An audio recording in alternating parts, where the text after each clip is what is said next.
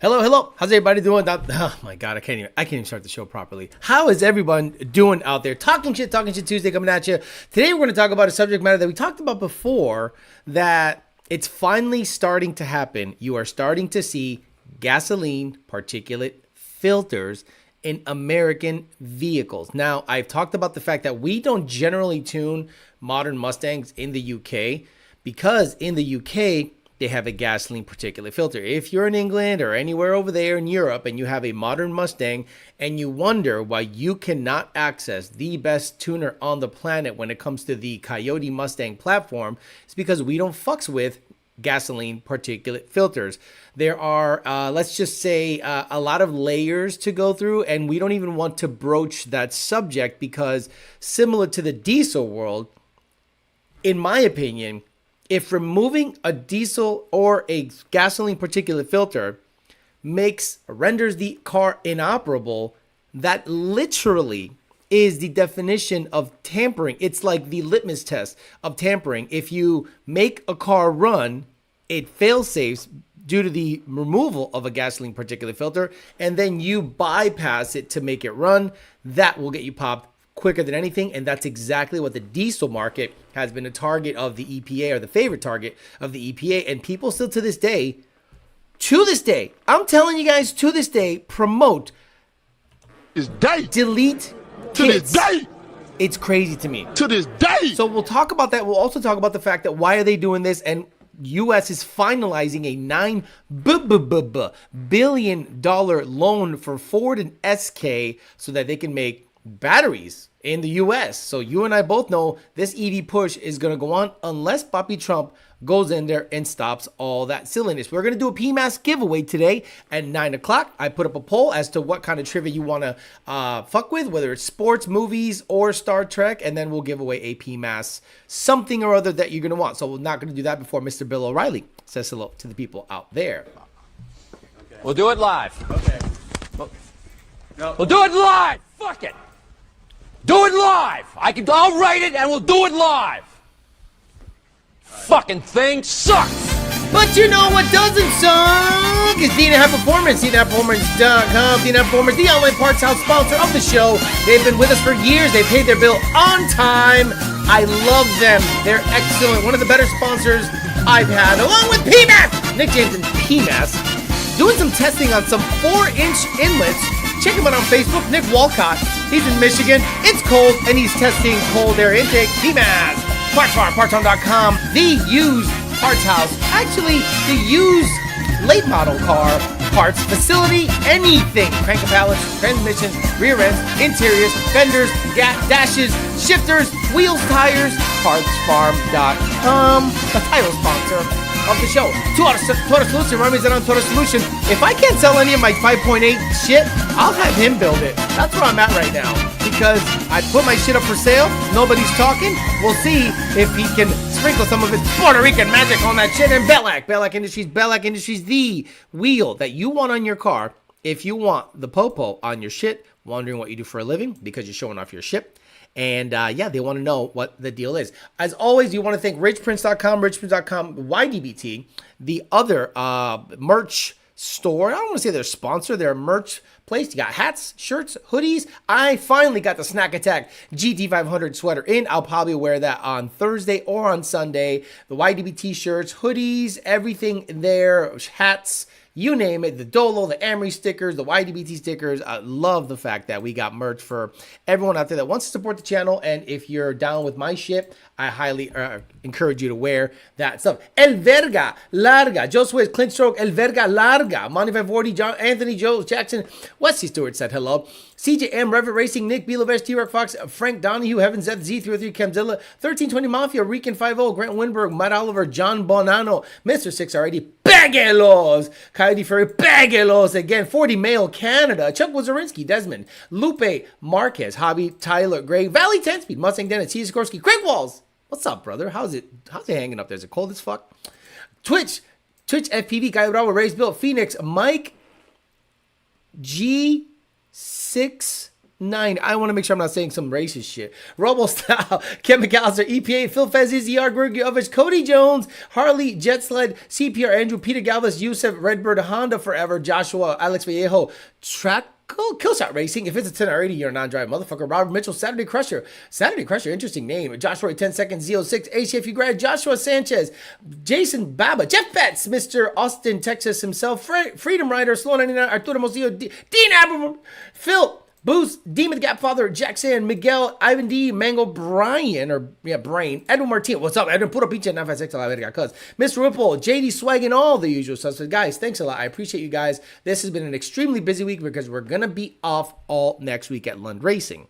So, a lot of people are trying to cram stuff in. Don't do that. We are crammed already. So, you're going to have to get back to us after the new year. We're taking a well-deserved 10-day break so we can just relax. Everyone takes vacation at the same time, sees their family, enjoys the holidays, and we can get right back at it January 3rd or January 2nd when we can get you taken care of. It's winter. You ain't racing. Y'all motherfuckers ain't racing, so fucking relax. So, a YouTube channel go by the name of Getty's Garage. Guys, I highly encourage you to go to Getty's Garage. Seems like a very nice guy, a tech, just seems to be like a total bro. And he was the one that made me aware that gasoline particulate filters are coming to the US. Now, Mr. Getty's Garage, you have a good sized channel. I'm not going to spam all of your stuff, but I'm definitely going to play a lot of your clips. And if you decide to copyright it, that is your right. But I urge you not to. I hope my fans go over there and follow Getty's Garage. Give him a subscribe, a like, and a follow. He has good content. He's a tech, and he actually,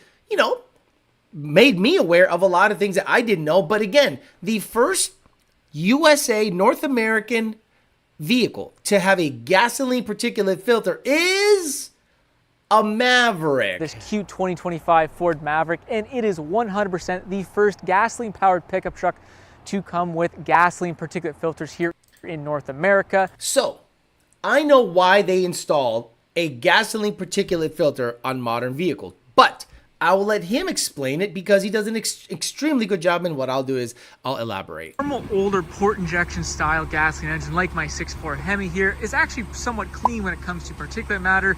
It releases about 1 milligram per kilometer. Now, to put that into perspective, a modern diesel engine with a diesel particulate filter releases about 5 milligrams per kilometer. So, okay.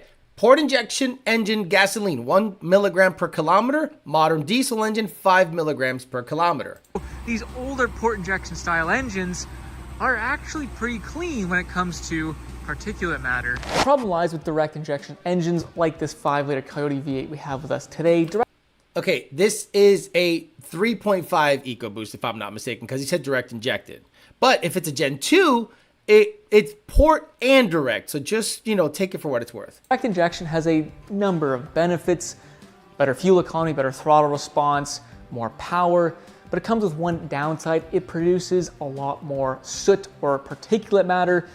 A direct injection engine produces anywhere from 5 to 15 milligrams per kilometer of particulate matter. That is 5 to 15 times more than a port injection gas engine. That is also 2 to 3 times more than a modern diesel engine. So a direct injected gasoline engine produces up to 3 times more soot or particulate matter than its port injected predecessor, or even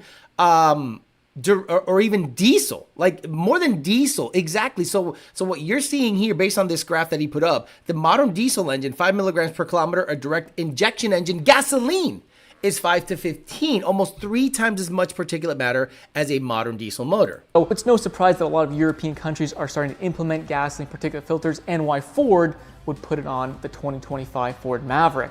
Now, he goes on, again, I don't want to play a lot of his video because I want him to get all of the rep. He goes into very, very good detail about why, the math behind it, the issues behind it are going to be maintenance. There's going to be an issue with maintenance, and he talks about it here at length. Oh, Jesus, disadvantages. My bad. Thank God for these story stuff. There you go. Advantages of having a gasoline particulate filter on your vehicle. And the first one, and most worrisome in my opinion as someone that works with particulate filters on a very regular basis, is reliability. Now, I totally understand that there will be less soot load through the filters, which should, in theory, give them a longer lifespan. But in my experience, it's not necessarily the filters themselves that fail, it's all the components, the wiring, the sensors, the software around the particulate filters that cause the biggest headaches. He is, I mean, love his channel. Great. I like his delivery. Seems like a nice guy. Check him out. Getty's Garage. He's got 78,500 subscribers. I urge every one of my followers to please go over there, give him a like and a subscribe. I think he brings out really, really good content. So, what can happen in the United States? If it starts with the F-150, it ends with the Mustang. And JD Swag, you make an excellent point. There's a benefit and a detriment to everything. Direct injection is more efficient, but the problem is it creates a more dirty, let's just say, combustion event. When you have port injection, it runs down the back of the valve. So when you look and you take out an injector and look where it's injecting on a Coyote, it's almost like a direct injection. It's like right at a very favorable spot right behind the valve. So sprays and the, let's just say the effect, the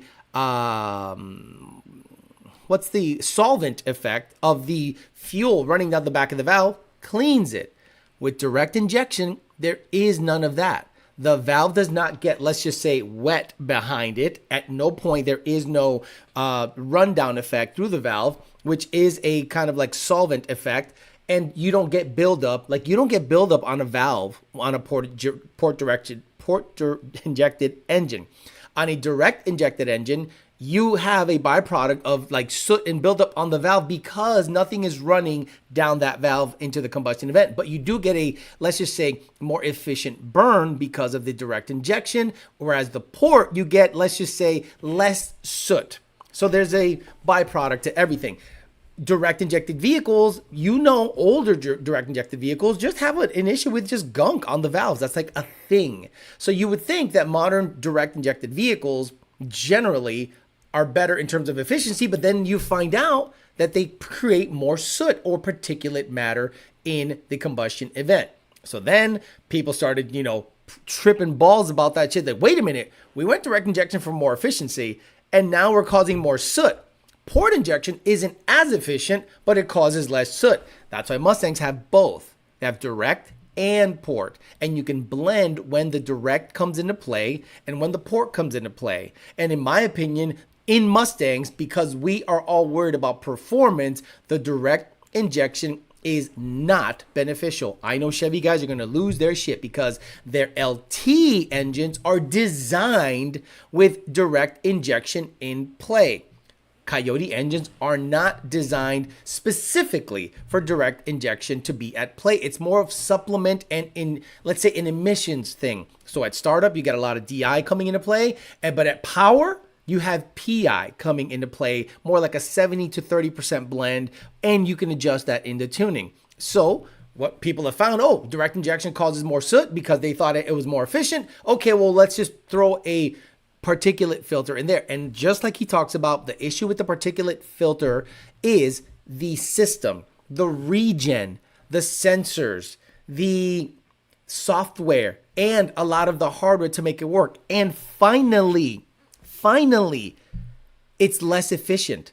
Imagine you have a efficient burning, efficient in terms of fuel economy, direct injected engine like the 2.0 liter EcoBoost that these Mavericks have.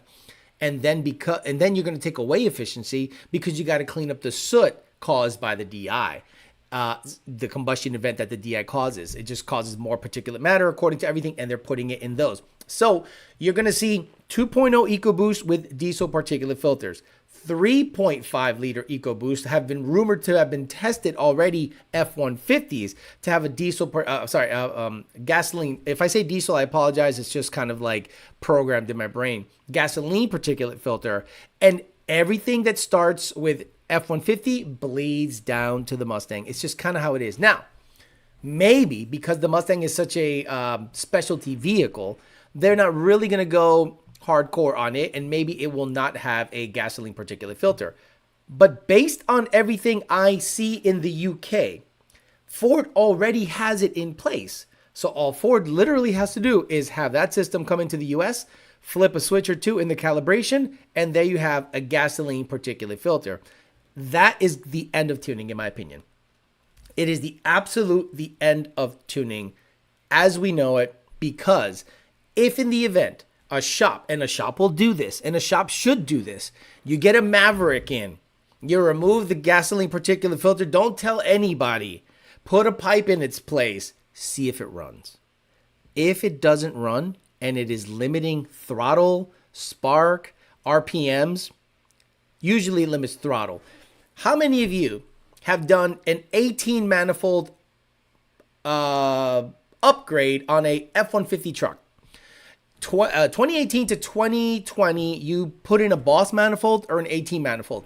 One of the more common things that happens is when you remove the stock intake manifold, there are two on Gen 3 Mustangs and F-150s fuel rail pressure sensors, the port and the high pressure. So there's a port and the DI fuel rail pressure sensors. A lot of people have to, oh shit, there's something at the bottom, because you disconnect the one you see. The real visible one is port. There it is. But you forget there's one way at the bottom, and that usually happens when you're tugging on the intake manifold and you're like, oh, there's one extra one at the bottom. You don't even think about it. So when you reassemble it, you only put in the port fuel rail pressure sensor, right? You only put one in. Oh, everything else is good. It drives fine. It doesn't throw a code. And then you go wide open throttle and it goes, what? Then the throttle shuts. And you go, wait a minute, what's happening? Then you get a fuel rail pressure code. So right there, Ford has instituted logic that if a sensor is not sensing, it will limit throttle. So it is already baked into the tuning. That's the first time I've seen that. There are also oil pressure sensor units where on a Coyote swap, or even a modern Gen 3 Coyote, if it is not seeing oil pressure, it will limit throttle also. So, Danny Bill, I am using you as an example because it happened to me and it happened to you today, and you reminded me of an issue. So Ford has already instituted fail-safes in the programming that if a sensor is not sensing, it can limit throttle. So now we're going to look at a gasoline particulate filter in a Maverick, an F-150, or a UK Mustang. You disconnect it. You don't think that's going to limit throttle? Okay, now if you get around that, you are literally going to get a knock on the door, because right now, a Mustang, you can remove the catalytic converters, as been proven by many people that take the 24 Mustang, put headers on it and all this stuff, take the cats off, and the car runs fine. So, for whatever reason, Ford did not limit anything when you remove emissions components. They say, no, we're good. We're going to make it run. It's all good. So far, so good. They're allowing modifications to happen so the car still gets sold. NA guys can still put headers on, mix some race gas, lightweight stuff. The car is going to get it. But you're going to know really quickly if you remove the gasoline particulate filter in the Maverick, if they've instituted fail-safes. Now, the reason I say why they're going to go forward with this is because the Biden administration is rushing in its final days to finalize stuff. And yesterday, they did it. Yesterday, December 16, 2024, U.S. finalizes a $9.63 billion loan for Ford and SK on a joint battery venture. Washington, the U.S. Energy Department on Monday said it finalized a $9.63 billion loan joint venture for Ford and South Korean maker SK to help finance construction of 3 new battery manufacturing plants in Tennessee and Kentucky. The low-cost government loan for the Blue Oval SK joint venture is the largest ever from the Government Advanced Technology Manufacturing Loan Program. SK is on the battery unit of Energy Group SK Innovation. The final award, first reported by Reuters, is the one of a series of actions of the Biden administration to boost electric vehicle production before the president-elect Donald Trump takes office next month. The amount is higher than the $9.2 billion conditional commitment announced in 23 for the Blue Oval project. Trump and his advisors have been critical of the Biden administration's efforts to incentivize EV production. What needs to happen based on everything all of this can be stopped, but will it be stopped? And will it be stopped in time, or will it be bottlenecked in the courts until the foreseeable future. I think what's going to happen is the Trump administration is going to go in and go, the mandate is the problem. Whatever mandate you had, like by 2030, you have to, no, that should go away. If the consumer wants it, make it. Don't force it down their throat by doing gasoline particulate filters on a DI vehicle that has this much efficiency, and then you install a gasoline, basically another catalytic converter, basically, or a particulate filter, and you're going to lessen its efficiency, you're going to lessen its fuel mileage and its power output. If it comes to Mustang, it's over. This year, 2025, we have dual processor going into 25 Mustang. Good luck flashing that. It's 2024. The 24 Mustang has been out a year. No closer to tuning. They have been able to flash a stock calibration back in there, but nothing with changes. And the only ones that are able to tune it get the kiss from Ford and get a very limited sandbox to play in. So guys, there is a reason why I'm getting a little hardcore on the YouTube stuff, because it is a sunsetting industry. Now, it might not be a sunsetting industry if Trump reverses all of these actions. If he goes in there and reverses stuff, Ford could probably over the air do something to allow checksumming or allow whatever to happen so that these cars are tunable if the mandates go away, and then sales will pick up. But if the 24 Mustang does not become tunable by the first quarter of next year, Alejandro Flores is saying this. Nobody else, nobody's telling me, nobody's paying me, nothing. If the 24 Mustang is not tunable NA by the first quarter, the end of the first quarter of 2025, stick a fork in it. I think it's a matter of time before the industry changes to standalone stuff, nothing but standalone stuff, or you're just going to see a slow bleed when it comes to the Mustang tuning game. We'll say hi to the people out there. At 9 o'clock, we'll do a giveaway for Pmas stuff, and we'll get your questions, comments, and concerns. So what do you think about the gasoline particulate filter? Stupid? Absolutely. DI causes more gunk, needing a particulate filter to meet emission standards? Sure. That's why I'm a port injection guy. That's why the GT500 came with port injection. The 2020, the GTs and F-150s, Coyotes have port and direct. So I think it's just a matter of time before it comes over to the Mustang. Theo support, says Kenneth Gwynn. Thank you so much for the money. I appreciate you very much. Mango Brian says, oh man, this thing froze. And this thing froze. That was quick. That was quick. It froze so freaking quick. And it 100% is the chat situation. God dang it. Let me see if I can get this guy's shit up there. Trump administration just proposed reducing a mandated emissions, allowing more emissions by 25% per vehicle, and cutting EV support. I saw it today. It has to go through Congress. It has to go through everyone and their mother. It has to go through all their shit. You will not see movement on any of his proposals until the second half of his administration. It's just not going to happen. How much of the soot does a Catalyst 01 on meth produce, says Izzy R? What do you see here? Dio, sorry, I'm late, says Jerry McLeod. Higher cylinder temps from additional nominal back pressure. Wonder if the compression ratios will go up. Mr. Whipple says Turbo S Porsche has gasoline particulate filters, so sports cars do have them. Buy old shit while you can. Pegasus, imagine losing your roll race due to a regen. So basically, older cars are going to keep going up in price because new cars are trash. Sharpening my Sawzall blades right now for those built GPF trade-ins at the scrapyard. I'm telling you guys, you might make fun of the fact that, you know, all this stuff is happening, but if you want a break, I'm not in that game. I stopped supporting Ford, specifically new stuff. And actually, new stuff in general does not entice me.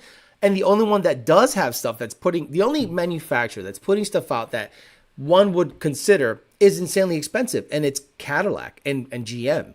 GM has an E-Ray that interests me. The Z06 does not interest me at all. The Z01 is $150, $200, maybe $250,000 by the time it's all said and done. The E-Ray is $100,000.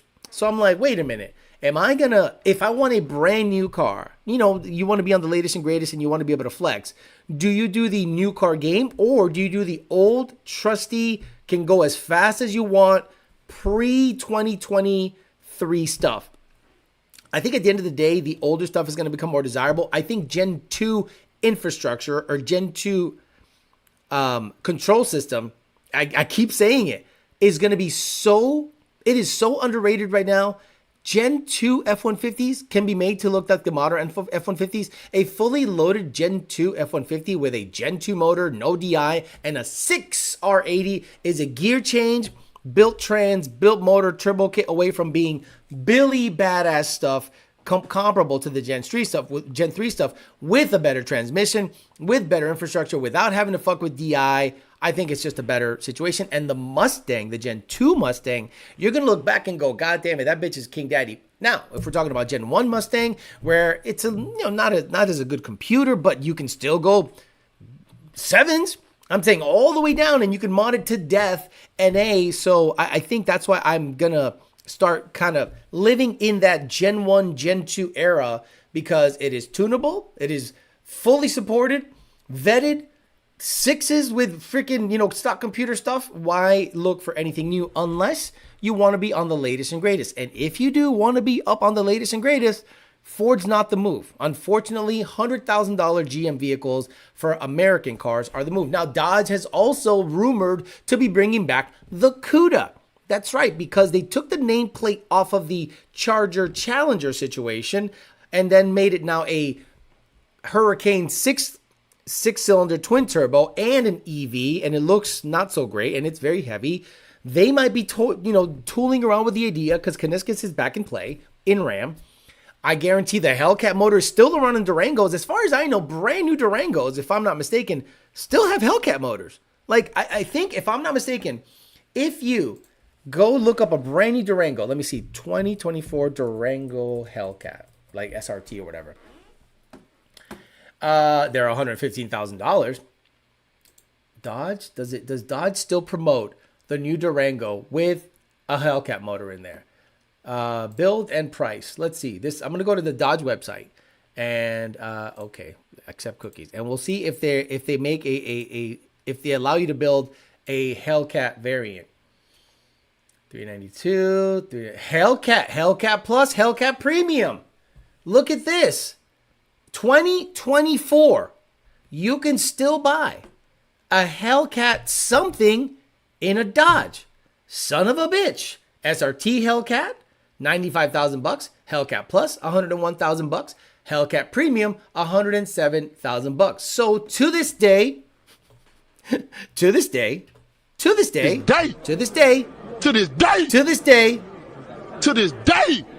you can still get your hands on a brand new with a warranty Hellcat something. So that's not to say that a Hellcat won't end up again in a 1500 Ram or a what the fuck do they call it? TRX.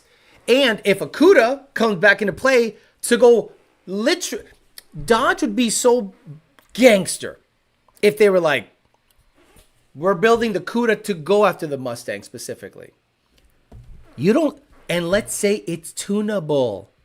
Let's say they go, oh, we have in-house stuff that you can make it faster and more. But that computer is an unlock away, just like previous generations, from being tunable by, DBR and Dusterhoff and Riplatuned and all these guys that fuck with Dodge shit. If the CUDA comes out as a coupe with a like made to race, I think that'd be super cool. Latest and greatest is not the moves, it's Killshot Racing. Seems like if people have any sort of brain, it's clear the oldest stuff is clean slate, ready to make their own. But you gotta understand, some people just want the latest and greatest, bro. It's a flex. Like, there are people in C8 pages that are like, I had to take the bumper completely off to put on these Corsa chrome tips. What the fuck? What? Are literally grown men buy a C8 Stingray, whatever, and they take the whole fucking bumper off to put on exhaust tips. Wow. If I had an E-Ray, I'd say, yeah, give me a Supercharger, Lingenfelter or Magnuson or whoever, right? And then get after it. By the way, I saw something on Instagram that made me very happy, because we like to troll a little bit here. It's a good time. Where is it? Where do I go searching? Man, here we go. Let's see if the commercial is here. Yes, check this out. So if you go to Magnuson Superchargers on Instagram, look at this little promotional.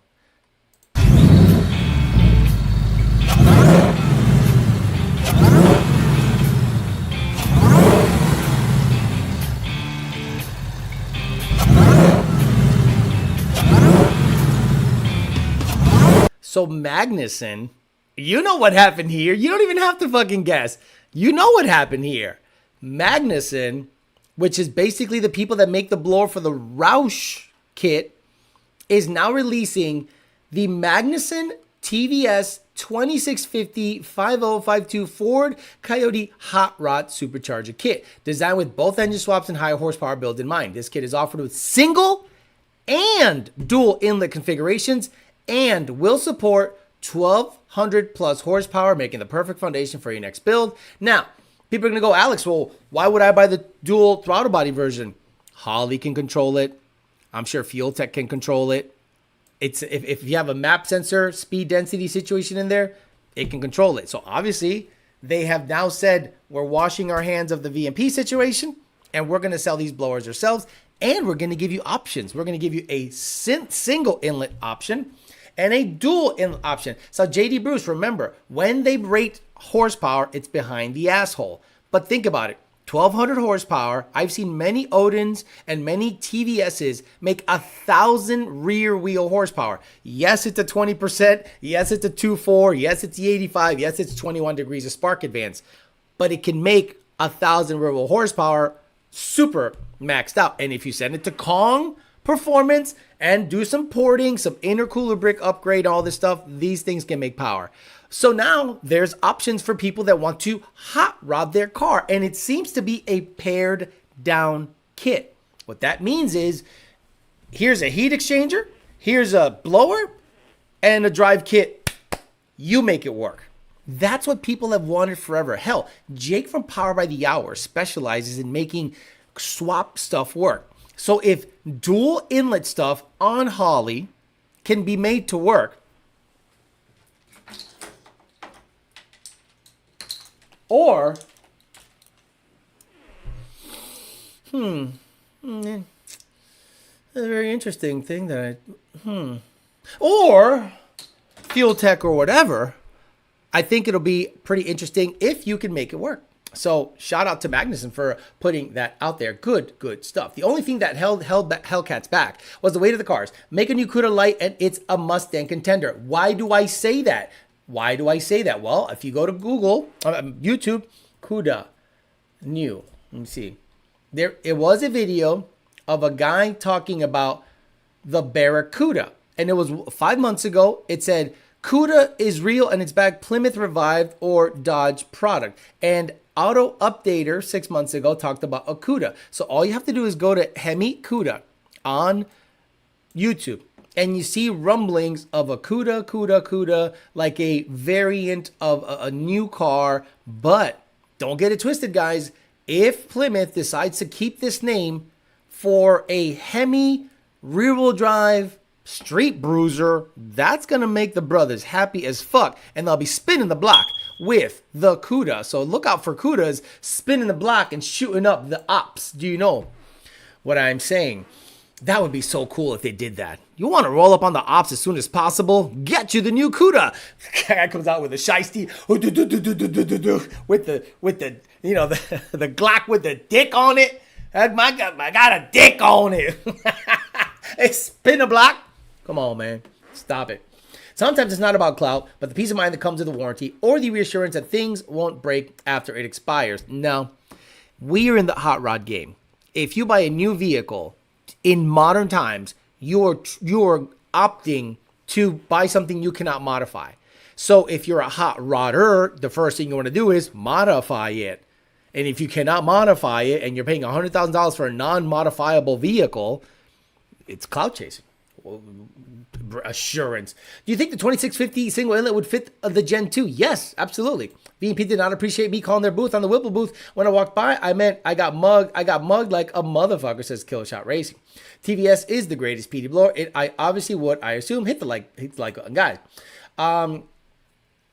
official YouTube live says, hey, Alex, can you tune my 4? I think he's trying to be funny. We don't tune anything but Coyotes or GT500s. They found a way to make a Challenger heavier. Alex, was that a throttle body harness rewired to run a dual throttle body? I don't know what the fuck you're talking about. I don't know what the fuck you're talking about. I don't know what the fuck you talking about.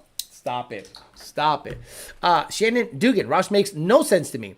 Roush released the 25 F-150 and they have the same toaster oven front feed bullshit they've had since 2015. One step forward, two step back. Exactly. I was hoping, but I asked people in the know. That's why you didn't see me go raw on the F-150. When they announced like the Tremor or whatever nameplate Roush puts on their F-150 performance truck, I thought to myself, the stock F-150 comes with a single throttle body. The 23 and the 24 F-150 has a single throttle body. So to make it a dual throttle body, they would need like ridiculous, calibration changes. I thought it would have been cool as fuck. I thought it would have been cool as fuck. But at the end of the day, they kept the thing that they have on the shelf. It does not sell well, guys. That TVS does not sell well. If Magnuson comes out with a single inlet, dual inlet option, and people can make it work on Poly, Fuel Tech, or whatever, or get creative and make it work maybe with a stock computer, which sounds ridiculously difficult, but this is hot rodding. That's what we do. We make shit work. So make it work. Capitalism says, what blower swap would you recommend for the 5.4 GT500 to make about 750 for roll racing? Okay, that sentence, and I love you, capitalism is cool, is retarded. For roll racing, for racing, whether it's drag, race, half mile, quarter mile, eighth mile, for racing. Specifically for roll racing, you'd have to get a centrifugal, I would say, is specific for roll racing. Kudas and Challengers were the same chassis, Plymouth and Dodge, slight body panel changes like Camaro and Firebird. Warranty won't cover shit anyway, or it breaks and after it runs out. Cody Lemon says, Alex, did you see Tick Performance drop in the module after years of development to T56 swap a Gen 3 and retain rev match and all factory features? That is the one that's going to be good. If the T56, because this is what happens right now if you have a Gen 3 Mustang, one of the better features that come on the Gen 3 manual Mustangs is the downshift rev match feature. It is wonderful. Now, if you've never driven it, you won't understand. And you think it's gimmicky and it's stupid. No, if you like taking turns, aggressive turns, keeping the RPMs high, getting out of a corner quickly, the downshift rev matching eliminates heel to toe. Eliminates it. It just vroom, vroom, and bam, you're gone off that corner. The problem is the transmission, the MT82, leaves a lot to be desired. And when you're making good power, it can twist the input shaft, this and this and that. A T56, a lot of people love the fact that it's a T56. You have G-force gear sets, you have PPG gear sets, you have badass bell housings, better clutch selection, 26 input shaft, 26 spline clutch, so you can run a 26 spline input shaft. The T56 is more of a race-oriented transmission. It has a pump, all this stuff. So some like a Tick Performance T56, they can integrate a pump to it. So the T56 is just the king racing transmission out there. They've devised a module that supposedly tells the computer, hey, this thing is working well. Now, if all the tuner has to do is change the gear ratios in the tune and everything just works, that will make that module a winner.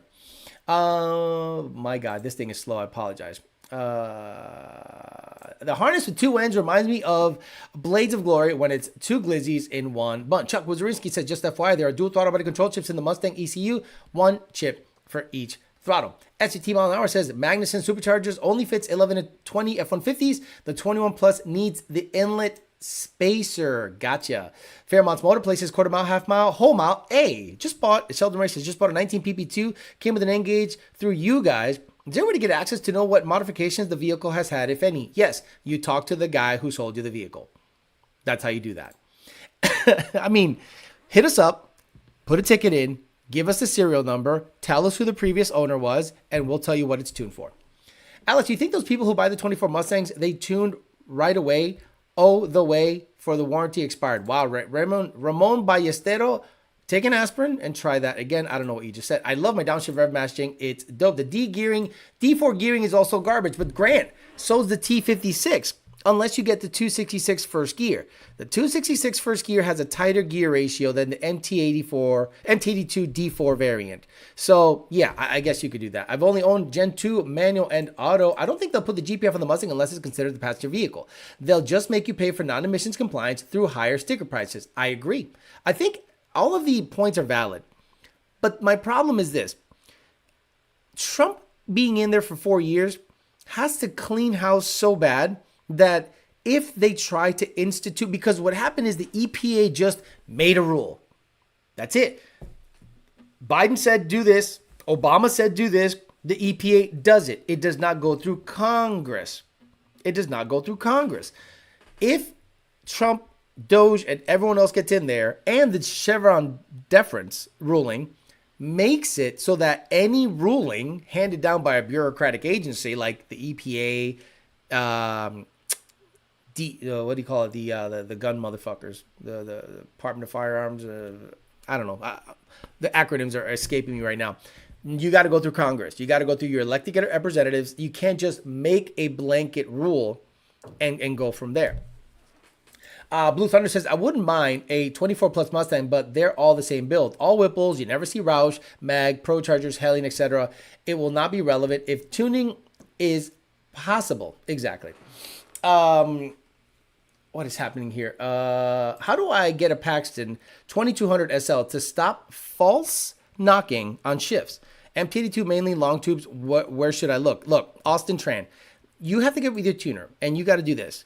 Your tuner has to be able to say, look, get octane booster in there.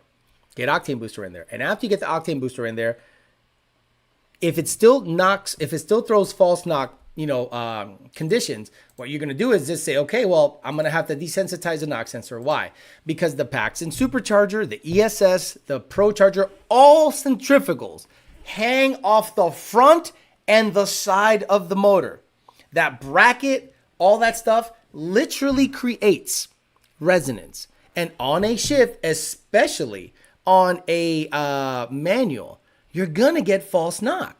You're just going to get it. There is no way around it, okay? Some are more sensitive than others. And people go, well, mine doesn't. Okay, well, your knock sensors aren't as sensitive. You're the rarest motherfucker on the planet. But most, specifically Vortex and Prochargers, for whatever you look at the bracket. Just look at the bracket you got going on there. You're telling me that thing hanging off the front of the car is not going to cause resonance, especially on a pretty harsh shift? It's going to be a problem.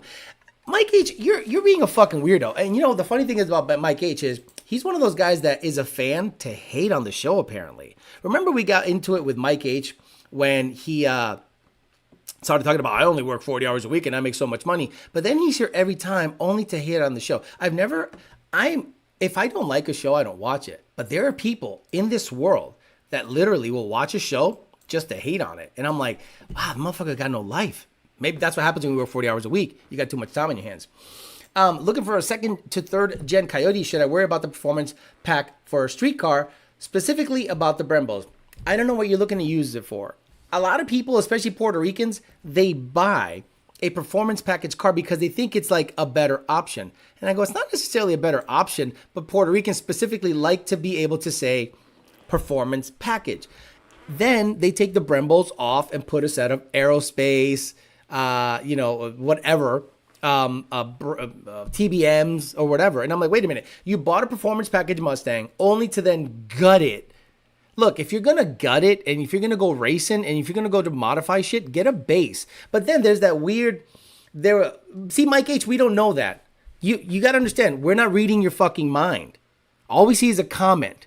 We are not reading your mind. So when you type something down, you might want to have context. Because if you just type something down, people are going to start removing your comments because they think you're being a fucking asshole. So understand this. Nobody is reading your mind. No one knows what you're thinking. So and this goes to all of you. When you type in a comment, we don't know what you mean. You need to be very specific about your words. Mr. Whipple says, Alex, on a 10R, is there any tune changes for a stall converter? No. Now, Mr. Whipple, this is going to, I don't like talking about this too much because it opens up too many cans of worms. What happens is people freak out once they install a stall converter and it has a higher stall speed. And they go, oh. What do you think a stall converter does? What is the function of a stall converter? Mechanically, what is the advantage of a stall converter? So understand, it's not going to drive like stock. One of the biggest fallacies in modern tuning is the drives like stock naming plate for your part, your tune, your blower, your blah, blah, blah. The only way a car drives like stock is if it has the stock tune in it. Today, an F-150 customer goes, my 163 millimeter throttle body, TVS equipped F-150 at over 800 horsepower doesn't drive smooth. Tell me what it does. Well, when I give it 30% throttle, I get this sudden lunge in acceleration. I go, send a log.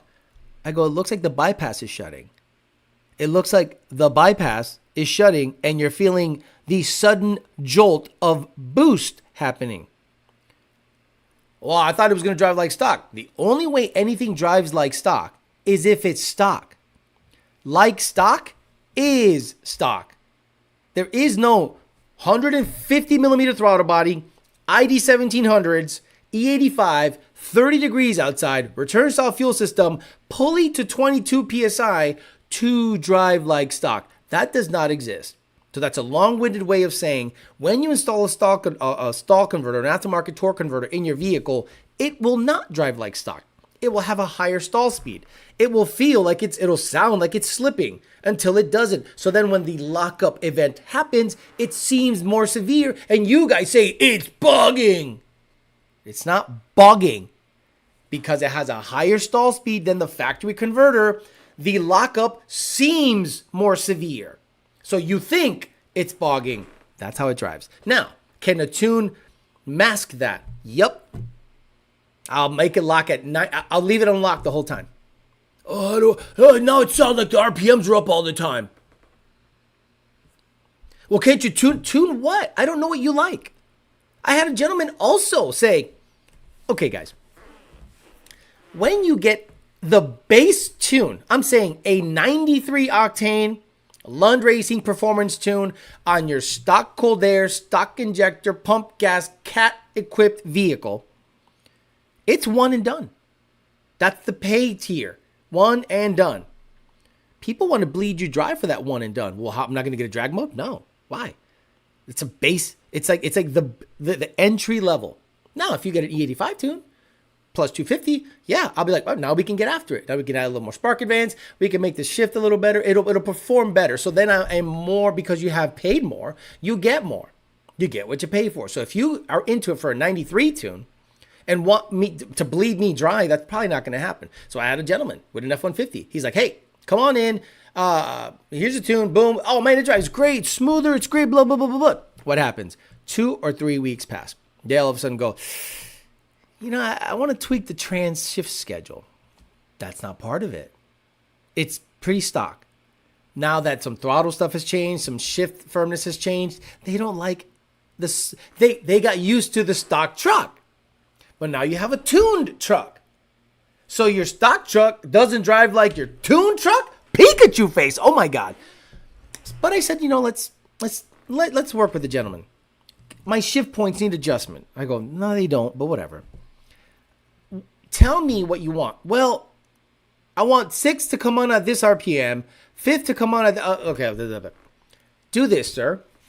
Drive your truck and data log where you want your shift points to hit by using the M shifter position M feature and toggling up when you want the shifts to happen. So when I see that, again, I'm not doing this for everybody. I just want to see this guy, you know, satisfy him. So he goes, takes off, and toggles where he wants the shifts to happen at a certain throttle position. Okay, so here you go. First 1, 2, OSS at 1490, 2, 3, OSS at 2900, 3, 4. Okay, cool, here you go. Drives, oh, it's great. Then he goes, can you back him down 20%? No, because your payment tier is this much. Now, if the problem is this, why don't I go out of my way to do that for 40 people? Because let's say you go, okay, For the entry-level tune price, I have given you 6 tunes and 6 different shift schedules. Now you install injectors. You want 6 tunes adjusted. Now you install a manifold. You want 6 tunes adjusted. You understand why the payment tier gets you 1 tune and why we stick to it? Because you guys try to bleed people dry. Hey, official YouTube, get the fuck out of here, bro. Like you're spamming. We don't tune 2 valves. We're never gonna tune 2 valves ever. 2 valves are for fucking poor people. Get your money up. Get your fucking money up. Get yourself into a Coyote. Then we'll fuck with it. Get the fuck out of here. Alex, elaborate a little more about 25 first half 24 Mustang. Alex, elaborate a little more about 2025 first half about 24 Mustangs. You didn't understand that? You didn't understand that if in 2024, by the first quarter, this is my opinion, guys. This isn't me talking. Stop thinking this is a Lund opinion. This is a me opinion. If by 2024 first quarter, end of first quarter, I can't tune a Mustang NA, meaning full access, I think it's a matter of time between shit goes downhill really fucking fast. Do you have like an anti-shuffle in her tune, in the tune to disable it? Anti-shuffle doesn't do anything to disable it. All it does is it smooths out any bobbling that might happen due to like you manipulating the pedal hardcore. But it's like it doesn't interfere enough. And once you manipulate torque tables and stuff, all that shit goes away anyway. 100% told Devin everything this morning. I was waiting for the LRX to come in and he needs serial number on the devices. Mr. Whipple buys a base tune for 93. Where's my Stang mode revision? Nardi has been awesome to work with when it comes to assessing my parts list. Trust your tuner's fool. Pick your poison, enjoy it stock or enjoy it modded. The middle of the road engineer, it does not drive like stock. But Alex, I swapped my blowers on my RS3 and it feels different from stock. What happened? Nothing pains me more than something I preach on the show and someone does the opposite. I have said from the beginning that the Gen 3 TVS, meaning 2650, the VMP version, is absolutely useless if you're never going to race the car. It stays on the shelf. A 2650 Gen 3 VMP anything, if you're going to stay on pump gas, is absolutely useless. An 82 millimeter 2.3 Roush blower feels snappier, accelerates better, and doesn't have IAT issues compared to a similarly boosted Gen 3. Now, let's say in order for you to get 10 or 11 PSI, you have a 79 millimeter pulley on a 2.3 Roush blower. That is going to whip up nice and fast. Whoop! Man, this thing feels good. It's a little blower, 2.3. It feels snappy, has a ton of torque. It's good. What do you need to do to a 2650 to achieve 11 PSI? Like a 92 or 93 millimeter pulley. So now you are physically turning the rotors slower, thus compressing the air in a not so quick fashion. The case is bigger, the rotors are spinning slower, but because it's bigger and spinning slower, it's still producing the 10 PSI, 11 PSI pump gas max threshold. It doesn't feel as fast. So every single time a Roush RS3 guy buys a 2650 because he was convinced by someone that you need it, but he's going to stay on pump gas forever, now the guy goes, it feels lazy compared to my 2.3. It feels real lazy. I put a 2650 on it with a 92 millimeter pulley because it's pump gas, and it feels lazy. And you know what I tell people? Put your old blower back on. Oh, I traded it in. You traded it in? Donnie, my car, is going to get a 2.3, and I'm going to try to max out that 2.3. That's the goal with Donnie. Max out the 2.3. And then if I have a built motor in it, I'll slap a 2650 on it. Probably run 880s. It's hard to give advice anymore when it's thrown out the window. And those same people bitch when they have an issue. Missed like 80% of the show because of these dang kids. Official YouTube trying too hard. I bet Brett LaSala's car drives like stock. Exactly. Can confirm all of that one and done on my 13 car. Can confirm I'm poor. I need a resonator deleter. Already got that. But I want my 1,000 horsepower daily. Kyobro Souza. My 700 horsepower TVS car drives like stock until I give it more than 30% throttle. Then it drives like a bat out of hell. And, you know, there's a lot of guys out there that are sold a bill of goods that are not proper. A lot of men, especially older men, they have a King Ranch F-150 or even worse, Shelby F-150. You Shelby F-150 guys are like so specially gay. Like there's gay guys you wouldn't know are gay. You're like, okay, that guy's gay. Yeah, but he looks like a normal dude, just hanging out, having a good time, you know. And then, hold on, I gotta find it. Oh shit, these are Shelby F-150 guys. Let me see if I can find it. Yeah, here you go. Here you go. These are Shelby F-150 guys.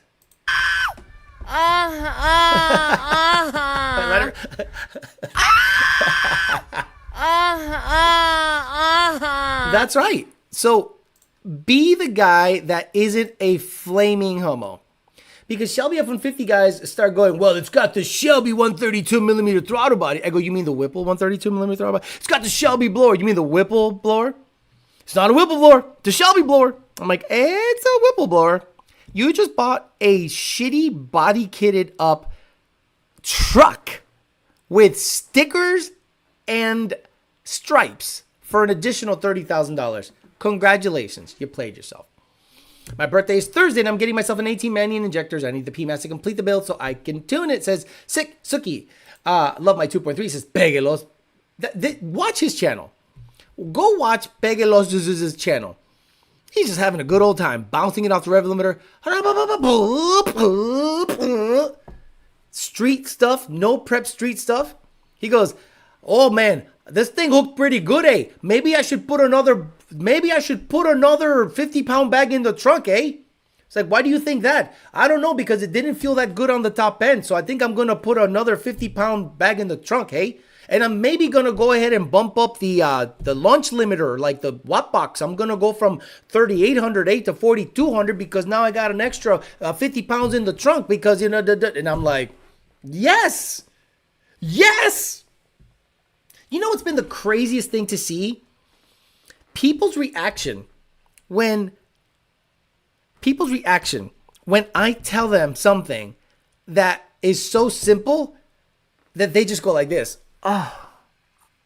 They go, hey, Alex, what shock should I get in order for me to get a better launch from a roll?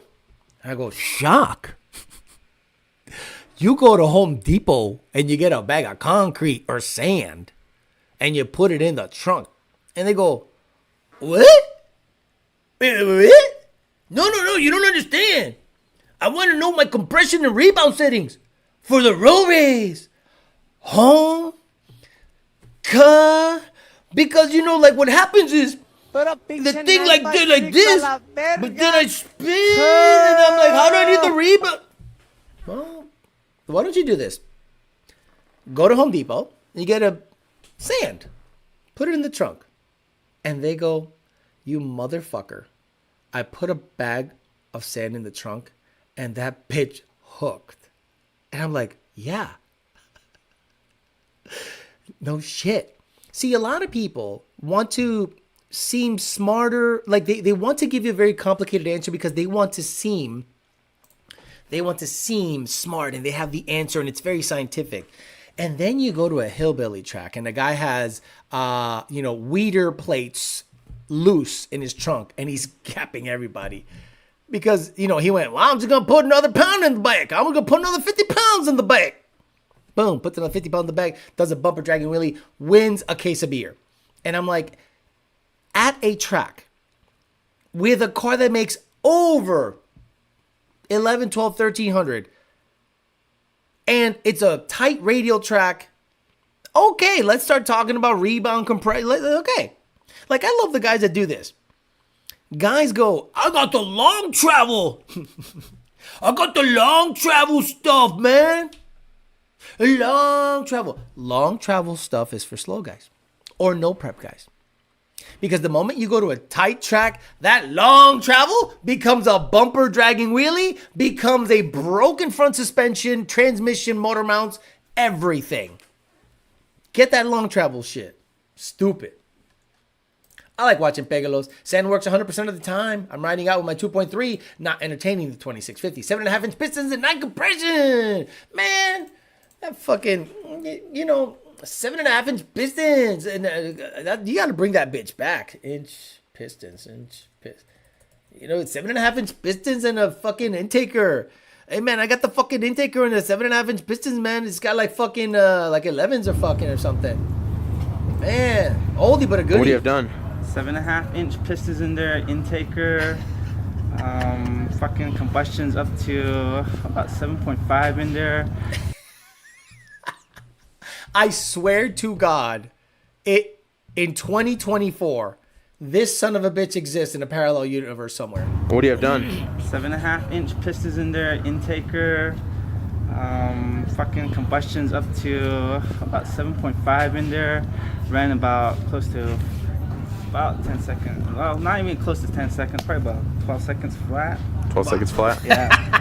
How much do you dyno at? Shit, man. I'm supposed to be pushing 600, but fucking one tire is only spinning on it, so it's probably... Yeah, the tires are spinning on I like how it goes, the fucking tires are spinning on the dyno, and I'm trying to push 10 in there, but then he smacks the hood. Fucking one tire is only spinning on it, so... Yeah, he smacks the hood. It's probably my injection on there. What size injectors do you have? I forgot what size was it, man. Bro, that is a fucking V6, man. I forgot what size was it, yo. Other than that, it's still a work in progress, man. Probably by... I think that's tire pressure. That gauge is tire pressure, and it's 38. 4 to 5 months, I'll be ready again. Twin turbos and a supercharger back inside of it again. But yeah, all three of them tri-charged or? Yeah, drop down, lower down the combustion that we can handle the charging more. He's not wrong. Again, guys, his theory is not wrong. He goes, I'm going to get some superchargers and turbochargers in there, and I got to lower the combustion down. Again, combustion, compression, potato. I got to lower the combustion down a little bit because, it's got to handle the charge more. And I was like, he actually said something that makes sense. Hey, I got to lower the combustion down more because I'm going to tri-charge it. Orale. Boy, that's every motherfucker in the puro pinche 956 a la verga. Cuz, oh shit, I should have had the trivia. Okay, so let's go give away some Pmas stuff and then we'll keep going. So I did a poll, and the poll was, which should I do for a giveaway? And movies won. And what we're gonna do is, I probably already said this for a movie reference, but in the movie The Matrix, and again, if you're a member, I'm gonna prioritize you, but in the movie The Matrix, are you ready? It's Matrix reference, so I'm not even gonna look it up. I'm just gonna go by memory. When Cypher was meeting with the agents, what was he eating? Easy. Winner gets winner gets something from Pmas. I'll send him an email and we'll go ahead. Again, what was Cypher eating when he met with the agents? Mofler instantly won with steak. Bro, great job. Love that. Let me see anyone else got it. The next guy was Real Coyote. Someone said Vergara, Bussy, Neo, Sophia Averages. Royal Coyote said steak. He was second. Matt Oliver was third. 728 RPG. Chuck Wazarinsky, Cornfed Cow, like non-PB&J steak. I love you guys. I love the fact that you guys know. So the winner, where the fuck are you? Mofler, hit me up. ydbtforlife@gmail.com. ydbtforlife@gmail.com. You win something from Pmas. Nick James and Pmas, the best cold air chicks on the planet. Congratulations. It is steak. Somebody said Yogi Bear's mitt. So yes, Cypher was the one that betrayed Trinity, Morpheus, Neo, APOC, and all the other people, because you want to get reinserted back into the Matrix and be someone famous. And you know how many ciphers I've met in my life? Pieces of shit that'll backstab you just for the hell of it. Too many.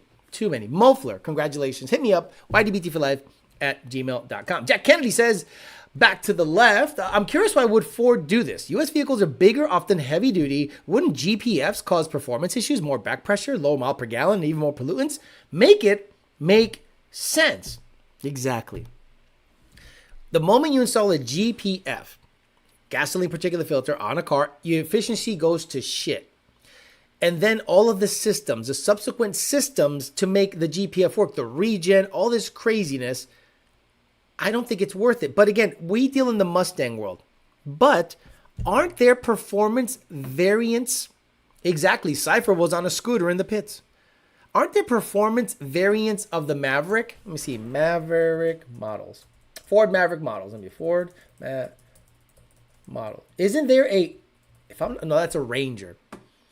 Doesn't Ranger have like a Raptor version? The gay one? So there's a Lariat, $34,000, an XL, $23,000, 458.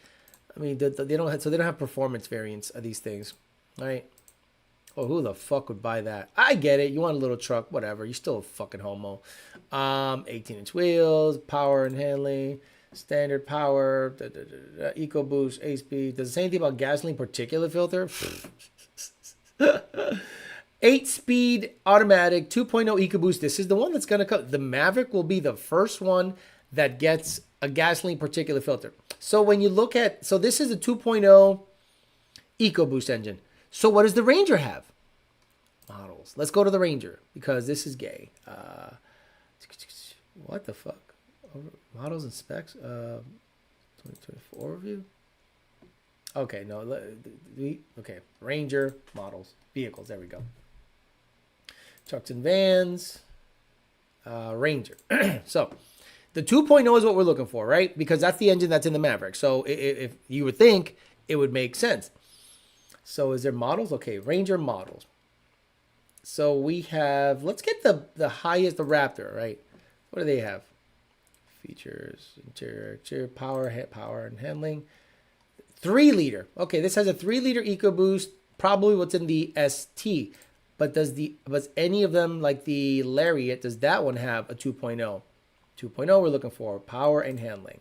2.3-liter EcoBoost. So it seems to be like the 2.0 is the Huckleberry when it comes to particulate filters. 2.3, I think all of them come with a 2.3 as a base motor. So we'll go back all the way down to the XL, the base model, and power and handling. This internet's flying. 2.3. Okay, so apparently the 2.0 is the only engine that's going to get it. So it's the Maverick. So hopefully all the other vehicles are safe. But if it starts with the Maverick, I can't imagine they're not. Shit flows uphill when it comes to corporate stuff. I think we make more pollution trying to combat pollution. Gonna check your channel, Koyoba Souza. Need more Coyote Mustangs to follow. Bangalos. Nice. I like to see it. Manuel Amador. Alex, do you think Ford stopped offering flex fuel because they were getting complaints that their cars weren't starting in the morning? So is the 24 because I don't own them, I'm not around them, whatever. Is the 24 F-150 flex compatible? Yes or no? And if it's a no, that says something. That says that Ford probably said enough of this shit, because there is let's say a timer or an amount of time that the ethanol content needs to be learned in order for the vehicle to trim fuel properly. So maybe they started seeing issues. Shannon Dugan says no. So if the 24 F-150 does not have, Chuck Wazurinsky says no, Manuel Amador says no. If they don't have flex capability, that tells you so much about where we're going, guys. In 2011, your Gen 1 F-150 Coyote had flex fuel all the way to 2023, I think. And now, no flex capability. That means you can put E85 in it from the factory and have better performance. Whereas 23 and under, you could, I think, from 20. I don't know much about 21 and 23 because I just don't care. But imagine if that's the case, that you can't put ethanol in a 24 from 50. Why are you buying that? Why are you buying that? Nope, says no flex. It's been said, no flex logic. Unbelievable. People aren't smart enough. Blue Thunder. I think you're nailing it. Blue Thunder. It requires unknowing what you think you know and having an understanding of how modern flex fuel logic works in a Ford vehicle. And that's why we stopped offering flex tuning. You understand? There are people right now to this day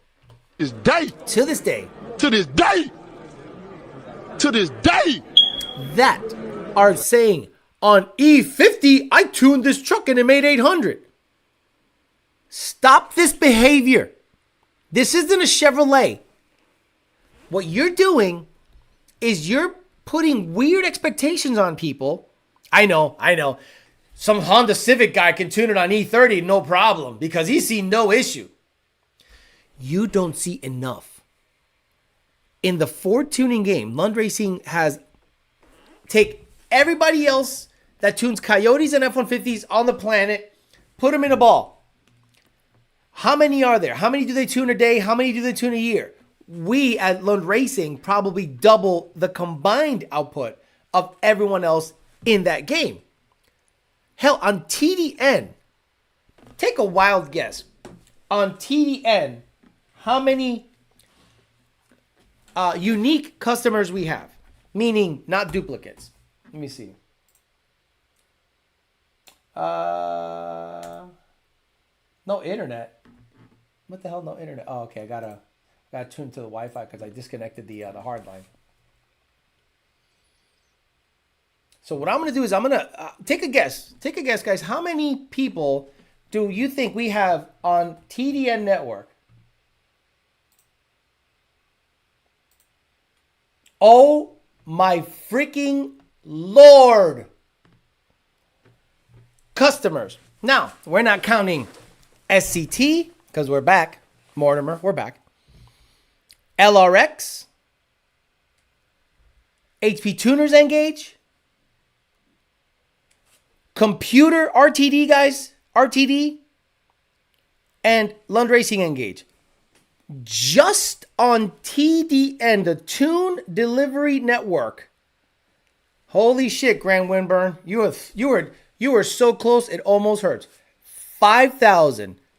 As of December 17th, 2024, we have 5,203 customers on the Tune Delivery Network HP tuners. And we do SCT, Old Engage, HP tuners, and Lund Racing Engage, and the LRX.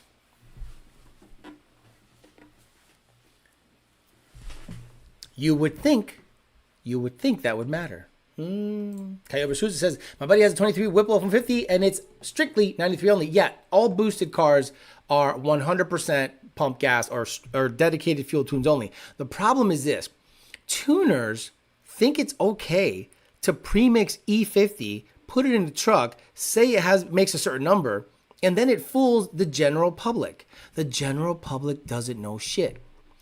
In my Corvette right now, I have E50. But the other 50% is Sunoco 260 GT, race gas. So I have 50% ethanol and 50%. The other 50% is Sunoco 260 GT. Now, I'm going to drain that shit. And I'm not going to run it through the new motor once the Coyote starts up. I'm going to start it on pump fucking gas.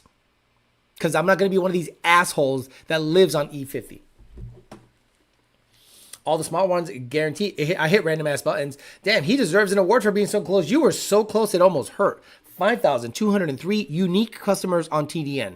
So you don't think based on that, now back on SCT and old SCT and Engage, HP Tuners and Lund and SCT, you don't think we see more data than anybody else combined? So the shit that I say is backed up by the data that I see based on the cumulative effort that we tune with. A lot of people still doubt that we don't know what the fuck we're talking about. Blows my mind.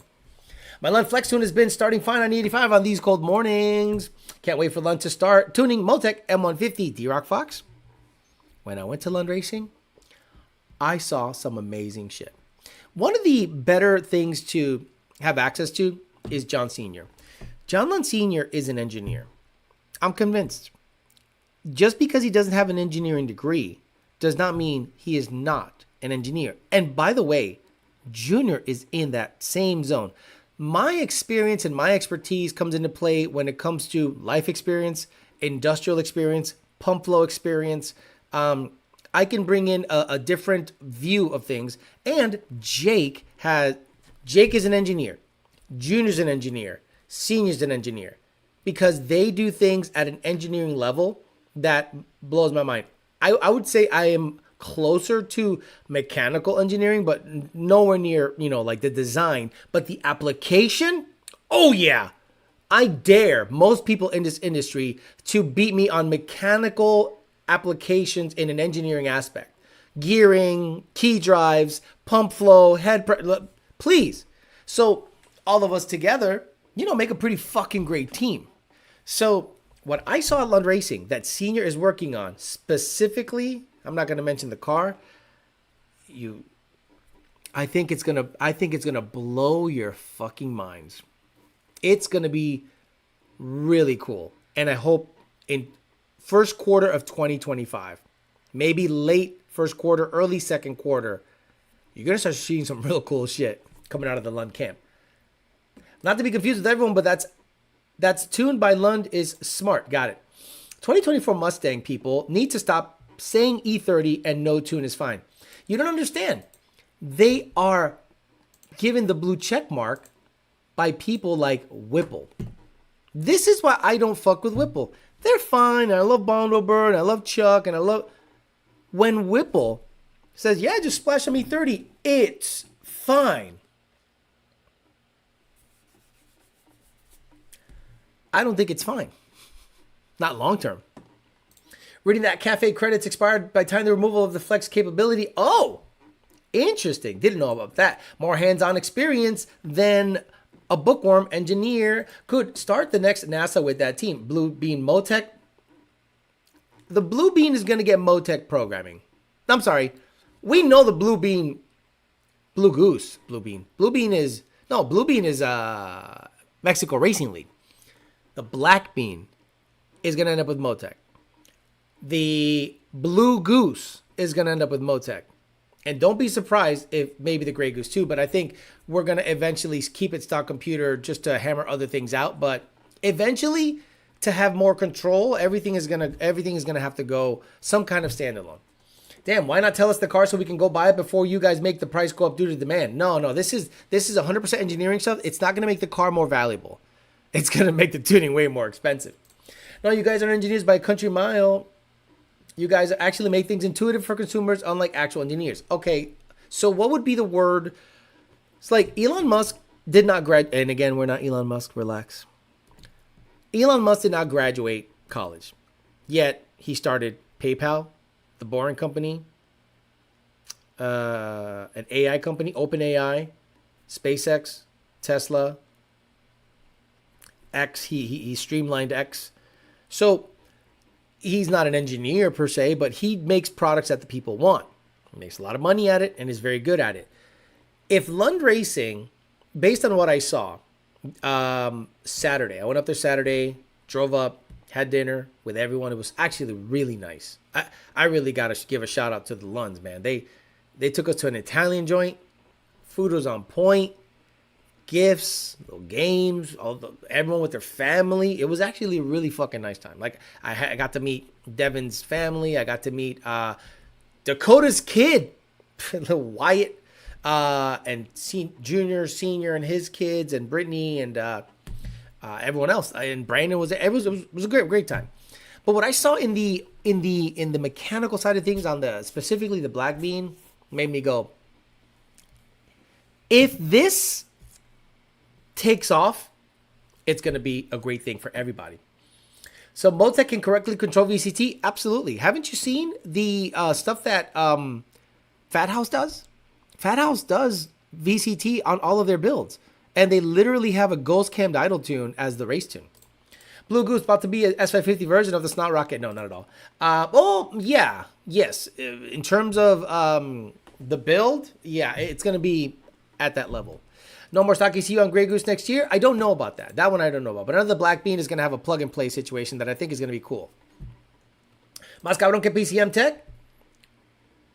PCM Tech isn't... PCM Tech still goes through the stock computer. I would say you guys are engineering savants. Multech boxes, self-taught, Napster. Artist might be a better word for it, maybe. I guess I'm dumb, but Elon was behind PayPal? Yes. Come on, man. Elon Musk, PayPal. How do you think he made his first 100 million?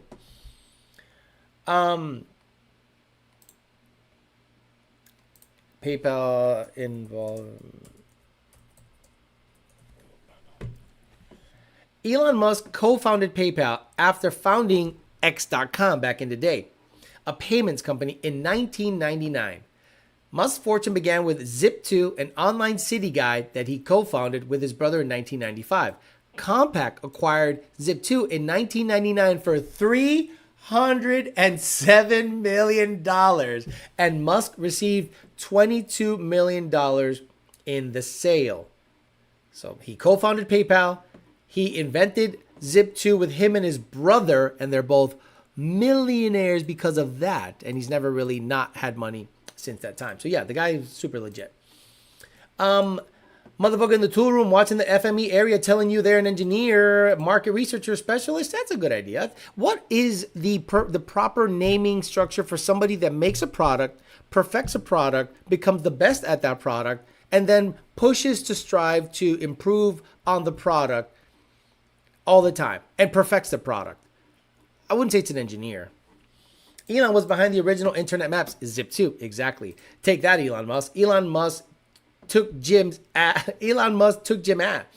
Funny enough, when Elon sold the company, he bought a McLaren F1. Yeah, that's when he was bald. It was funny because every time I see Elon Musk now, I go, Elon Musk was bald. Like bald. Like, imagine all of a sudden I show up tomorrow and I got a fucking full head of hair.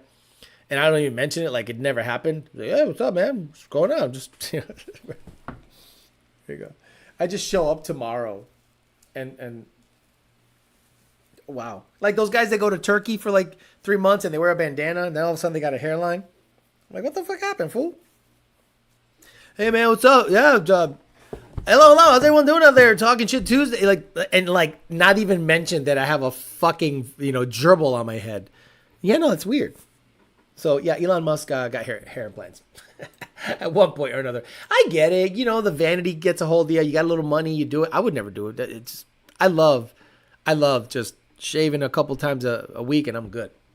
Tesla was founded by two guys but couldn't make it profitable. Elon came in and in board and made it to where it is today. I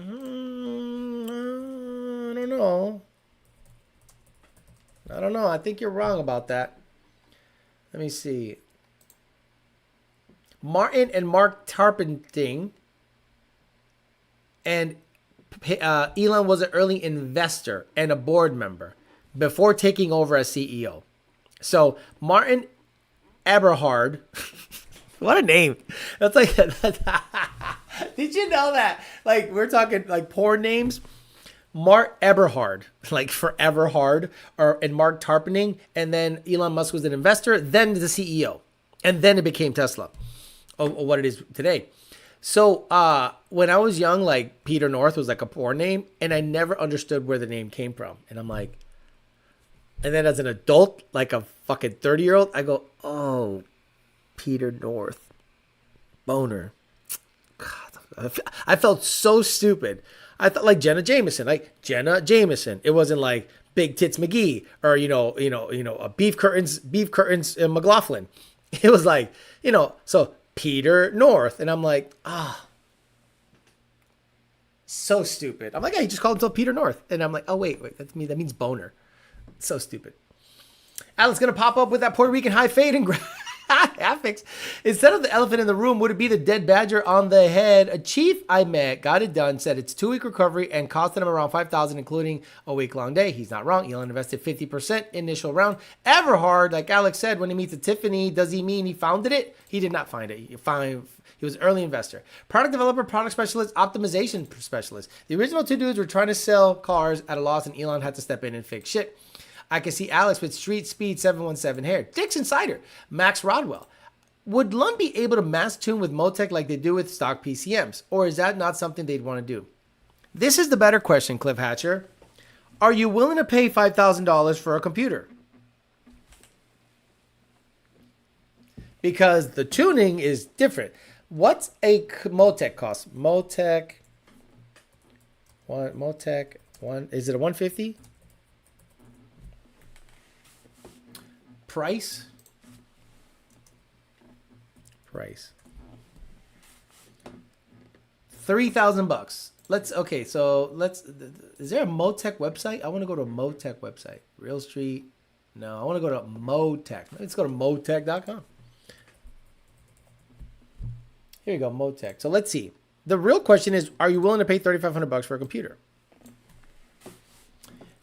Products. Okay, M1. I think that 150 is the this one, right? Is that for SF50 Mustangs and shit? 50, public packages and back to house. I think it's the 150, right? Not 100%, but let's just say it is. Price? Purchasing. What? Here we go. Anyway, fuck me. You know, that's what I get for Googling shit. Let's just go to Google. It's cool. It's super cool. I'm not going to lie. It's just, you know, it's like $3,700. So think about it. It's going to be at least $3,000. Now, infinitely adjustable. CAN bus bullshit. Be able to toggle stuff through your steering wheel. Cam lobe, flex, everything. Are you willing to pay $3,000 for it? I mean, you're willing to pay for headers, a manifold, an intake. You know, imagine a complete control system like Motec that is like ridiculously powerful, controls everything and anything. A flip of a switch, traction control nannies up the asshole. I mean, is it worth it? Yeah, don't forget ML had a Motec and still couldn't drive. Exactly. Hell, Motec C1212 display kit is $3,500 to $4,500 alone. Then they have to buy the Lund firmware, I believe. Exactly. On top of a computer. Exactly. Hell, then I still have to wire the harness and then computer dash. I think there's plug and play stuff now. Yes, I would pay the money for the Motec, says JD Bruce. Cliff Hatch says, I got to the point where I needed it. I wouldn't mind paying for it. What's up, Alex? And Nardi Mikado. What's up, Alex? And everyone working late. Catch a replay. Ken Phillips says, full Motec display, computer wiring, setup time, tuning. I'd bank on $10,000 to $15,000 investment. Craig Wall says, the real question is, how much is a harness and sensors for a Motec system? I bet it's closer to $50,000. For S550 Mustangs, if I'm not mistaken, guys, it's plug and play. If I'm not mistaken, guys, for S550, guys, let me see. Motec, plug and play, S550 Mustang. I think it's the 150. Here it is. I'll just go to a website. Like I'm not going to promote them, but I don't know who they are. Holy shit. Boy. Pro analysis, level 2 required, level 3 logging, plug and play kit. There you go. There you go, kiddos. If you want a plug-and-play S550 kit, according to this website, it's closer to Coyote Direct. Same price. So there you go. Plug-and-play kit. $7,000. Now, insanely powerful. And when we're racing, it's all good. Insanely powerful. Seems not bad for $3K. No, it's probably $7K, which what it looks like. Plug and play Motec for S550. Yes, JD Bruce. Looks like it's $7,000. Okay, let's end it here, guys. 2 minutes. If you have a YouTube channel, put it up. If you're a YouTuber, Phil Fesenthal, Pegelos, all these people, put it up on the chat. I'll highlight it to end the show so people could follow you. So if you are a YouTuber and you're a follower of the show, fan, supporter, all this stuff, let's see if the Amory can get over and help you guys out with views and stuff. So if you're a YouTuber, put it up on the chat and then we will send it down the road. Craig Wall says, that's a bargain if that's the case. I stand corrected. Correct. The plug and play stuff is all CAN bus. So you could assign the window up button to be traction control. Like you could assign shit all in there, but that has to all be done by the tuner. Carlos LTX says YouTube is at Carlos LTX. Cornfed Cow is Cornfed Cow on YouTube. Black Cat 1478 is Black Cat 1478 on YouTube. Reyes Built is Reyes Built. Gen 2 Coyote Swap on a Rouse 2.3. Cornfed Cow already did that. JD Swag says to Bryson Witt, put it up. That's my goal, to have mine going by next year. I haven't posted in a while, but I still have my channel. I want to start making videos again. Ken Phillips says, sad trumpet. All right, guys, I'm out of here. There we go. We had a couple of guys shout out their YouTube channel. Alfredo Diaz says, at Alfredo Diaz, but I have not made a video in a while since being deployed. Craig Walls, do you use Motec or a flathead for tuning? Cliff Hatcher says, at YouTube is at Cliff Hatcher. Ed's Garage is Honda channel, so Motec have emissions too. If not EPA, SVT Performance says, guess I can't complain about $1,800 for an ECU swap tune now. My buddy at the Track channel says D-Rock Fox. And Robo Style 9773 is his YouTube at 10 seconds 06.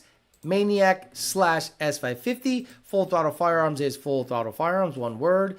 At Freedom Rider and at SVT Performance has one. And at Jackpot and at Phil Fez.